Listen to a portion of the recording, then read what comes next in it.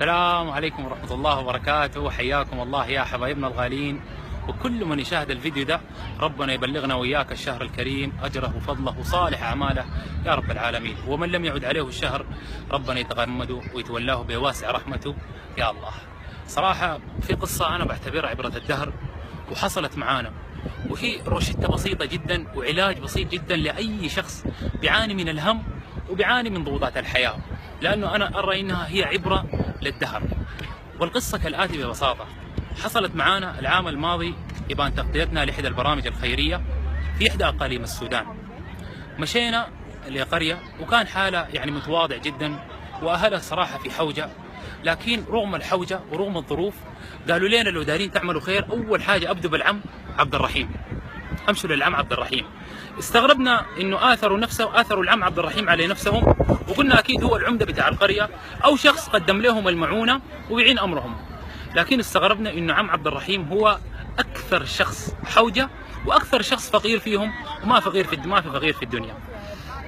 لما مشينا لعم عبد الرحيم، العم عبد الرحيم هو رجل قصته لا توجد الا في كتب الصالحين او سيره الصالحين، رجل ببساطة من تربة الصالحين والصحابة دخرته الأقدار للزمان ده عشان يكون عبرة وحكمة لنا نشوف المعنى الحقيقي لإيثار النفس ولفضائل النفس وللإنسانية العليا. مشينا لعم عبد الرحيم. العم عبد الرحيم رجل لا يملك إلا غرفة واحدة فيها 4، هو وزوجته و3 من ولاده، كلهم بيقعدوا في الغرفة دي، يعني عددهم كلهم الموجودين 6. الغرفة بسيطة جدا قاسمينها بينهم، هو وزوجته في حتة وولاده في حتة، ده فقط ما يملكوه. عدا ذلك لا يوجد أي شيء سوى سور بحاوط الغرفة دي. بيمتلك نعجة واحدة فقط نعجة واحدة اللي هي غنماية. يوميا بيحلب الغنماية دي الصباح، بيدي اللبن لولاده ويسقي ولاده هو وزوجته، وفي بعض الأيام لا يجد أي شيء سوى إنه يعمل لولاده مسابقة منو يشرب موية أكثر، مسابقة في شرب الماء، منو يشرب مويه اكثر عشان يملى بطون ولاده. وان ربنا اكرمه في بعض الاحيان لقى له خبز، لقى له رغيف مع حاجه ثانيه، ده بيعتبر كرم كبير جدا من ربنا.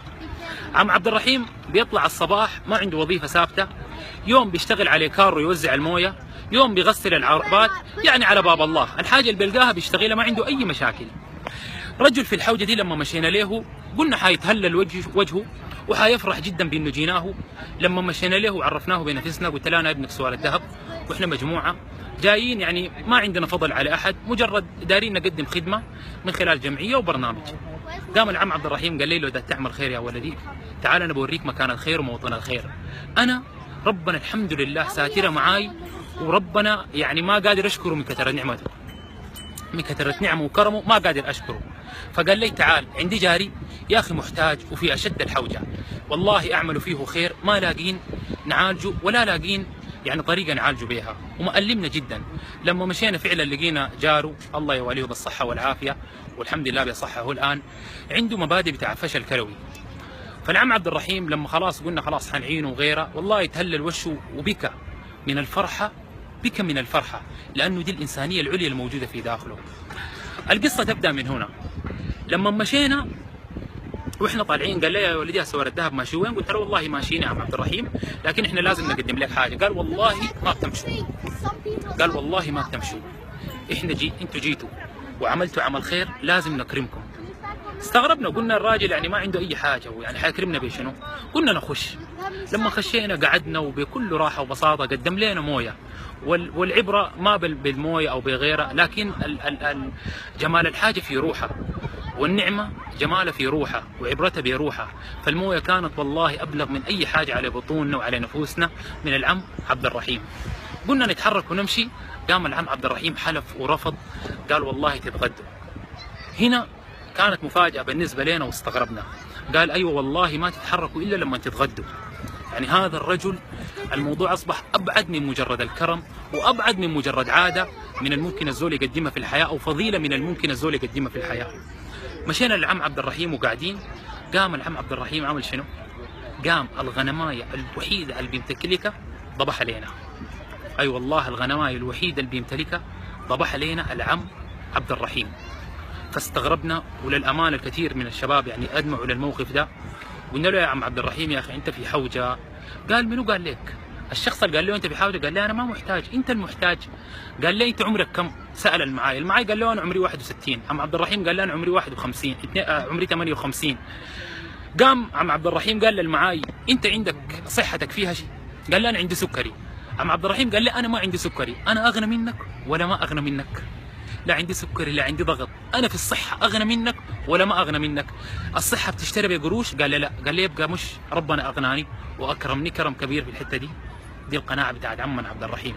لما قلنا له يا عم عبد الرحيم يعني ده رزق ولادك والحاجه الوحيده تطبخها لنا اللي هي الغنمايه، قال لي يا ابني يا سوار الذهب انا ربنا خلال كم 50 سنه انا عايش يوميا بيكرمني ويوميا ساتره معاي، تفتكر انه بكره او بعده ربنا حيمنع رزقه عني؟ لا والله ما افتكر كده ابدا.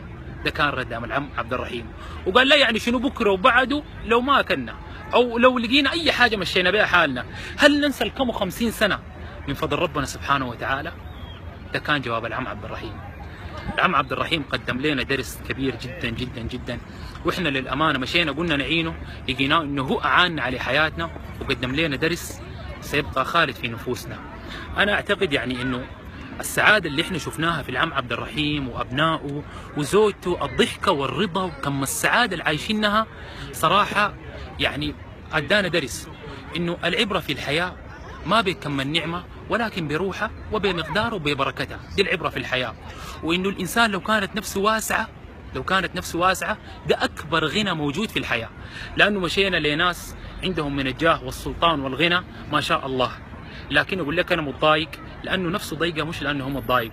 والعم عبد الرحيم رغم انه قاعد في حاجه تعتبر ككوخ، ولكن لانه نفسه واسعه في اعتبار النفس، الكوخ ده قصر، واللقمه البسيطه دي بالنسبه له اجمل واكبر مائده لانه غني بالنفس. واذكر يعني الحديث القدسي اللي كان فيه خلاف عليه يعني على محمد متولي الشعراوي اترسخ، وللامانه استلهمته من العم عبد الرحيم لما قال يا ابن ادم خلقت لك رزقك فلا تتعب وقدرت لك قدرك فلا تيأس. يا ابن آدم خلقت السماوات والأرض في 6 أيام ولم يعيني خلقهن، أيعيني رغيف عيش نسوقه لك؟ يا ابن آدم أنا لم أنسب الرزق من عصاني وما بالك بمن أطاعني. يا ابن آدم اقنع بما كتبته لك، اقنع بما كتبته لك، لأنك إن لم تقنع وعزتي وجلالي أسلطن عليك الدنيا تجري جري الوحوش ثم لا تنل إلا ما قسمته لك. وإن قنع أرحت همك اللي هو تفكيرك وبدنك اللي هو جريك وكنت عندي محمودة. يا ابن آدم أنا لم أطلب منك عمل الغد لتطلب مني رزق الغد.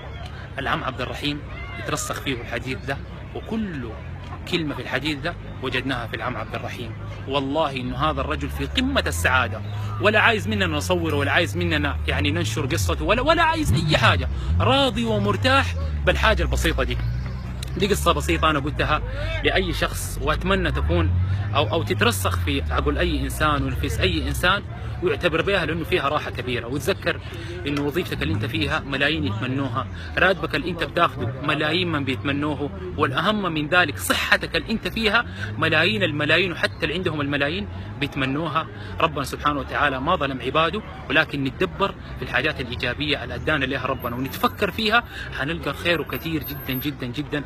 وهي دعوة دائما للتفاؤل والقناعة، وبإذن الله تعالى ربنا يرزقنا وإياكم قناعة وراحة وقيمة العم عبد الرحيم وغنى العم عبد الرحيم. قول آمين. ربنا يتقبل منكم صيامكم وطاعته، وما تنسونا من دعواتكم. السلام عليكم ورحمة الله وبركاته.